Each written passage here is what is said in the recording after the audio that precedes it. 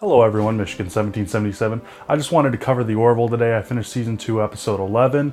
It is called Lasting Impressions. I'm going to basically go through the story itself today. There's going to be spoilers. I just want to warn you all now.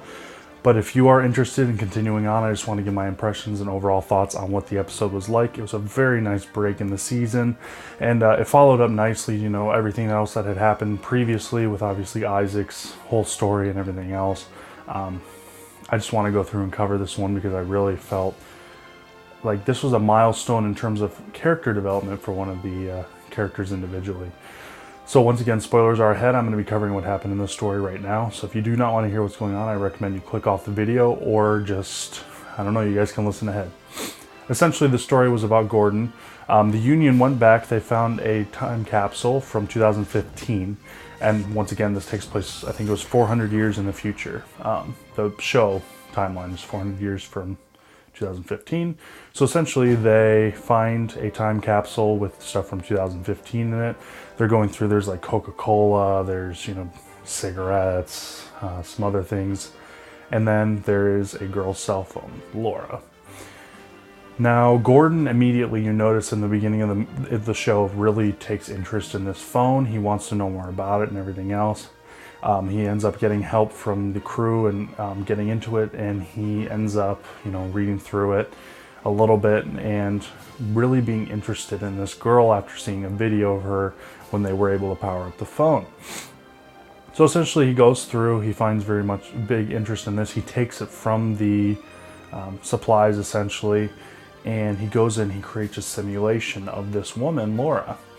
So the simulation goes through, takes all the information from her phone, turns her into, a person, so quote unquote, I guess, but via simulation instead. And Gordon ends up falling in love with this woman from 400 years prior. He ends up going through this whole episode trying to figure out, well, not really figure out, but struggling because obviously she's not real, but he feels like she is very real. And then the crew ends up kind of judging him a little bit for what his thoughts and opinions were on it. But he really ends up delving into his character development with this one because he really reaches out to Laura and really connects to her. And even though she's dead, he feels like he truly understands her and everything else. And it was just really a heart-filled episode. There was a lot of growth with Gordon, especially. You can tell there's a loneliness to him, and there's his own sense of, he's very alone in relationship and how he feels with other people. He's never met someone, according to him, he's never met someone like Laura, which is kind of funny because she's obviously from 400 years prior. So basically this episode just going through that struggle that he has to find between finding the reality of the situation versus, the simulation space itself. And I did find it very, very reminiscent of what we go through now, where Laura had brought up that she doesn't want to be forgotten, and Kelly brings it up later that she likes how someone can make such an impact on a guy and make him fall in love 400 years after she was alive. And that was something that was just really cool. And this just brings me to my next point. The writing in the show is just so articulate. It's articulated so nice, and it's so smooth with how the character development works. It feels very natural. It doesn't feel very pushed. And I was sitting there while I was watching, and I'm like, this is almost a time capsule to the future that we're looking at every week, and it was just kind of, I know it takes place now, like the writing and everything is now.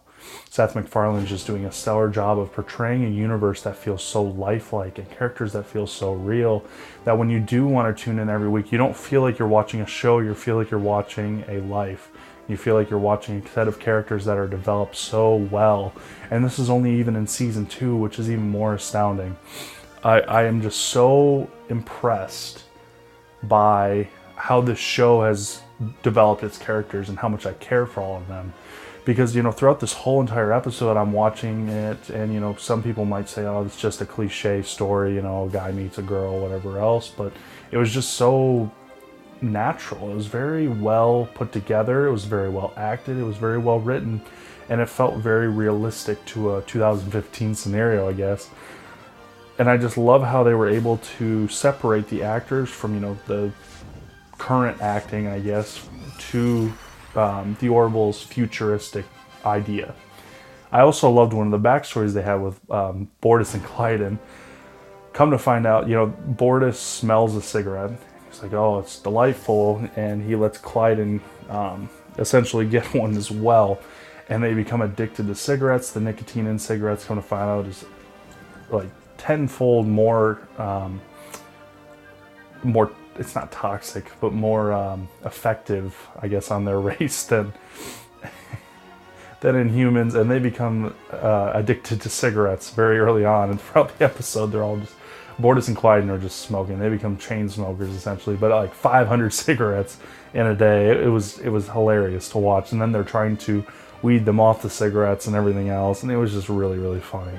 But, you know, you need that humor in there too, because you meet people who are struggling with trying to get off of the addiction to cigarettes too. And, you know, they're kind of grumpy and everything else, but when they do figure it out, they're able to get through. But then you take their species and multiply that by, you know, 100, and just how much more violent they are and how crazy. It was a great episode altogether, and I really enjoyed the character development. I enjoyed the whole story behind it, and I just loved that fact that we got another Gordon episode, and that he's one of my favorite characters in the show. He's very relatable. He's a very down-to-earth character, a very down-to-earth kind of guy, and I really am happy that they're constantly updating and portraying their characters in a new light in ways that we haven't seen them before. It's just, it brings a lot more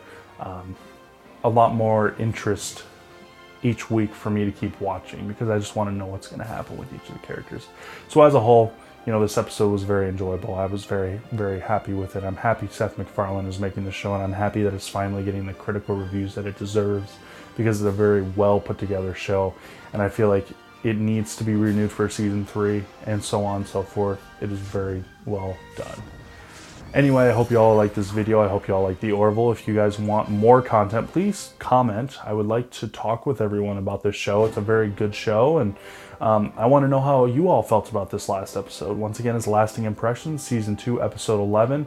And, you know, like I said, please talk about what you guys thought about the episode, because I really do want to chat with everyone and talk about how relatable it really, really was. So anyway, I hope you have a great evening, great day, whatever it might be in your country or in your state, wherever you are, and hope to talk to you all later. Have a good one.